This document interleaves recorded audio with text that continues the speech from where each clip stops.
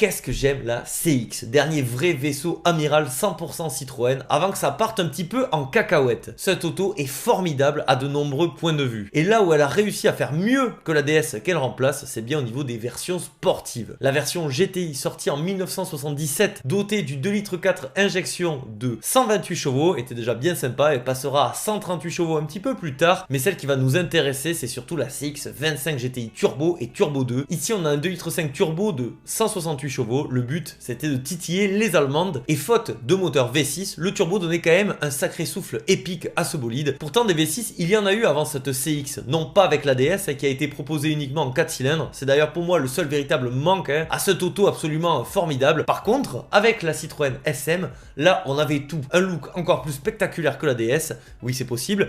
Et surtout, un beau V6 Maserati. Oui, en France, on sait, c'est compliqué pour faire des beaux moteurs nobles. En revanche, avec Maserati, c'était quelque chose. La SM, c'est ma voiture française préférée. J'ai rarement vu quelque chose d'aussi impressionnant visuellement et à conduire. Avec 170 chevaux sous le capot, c'est quand même plutôt sympa et ça reste encore aujourd'hui une routière absolument exceptionnelle.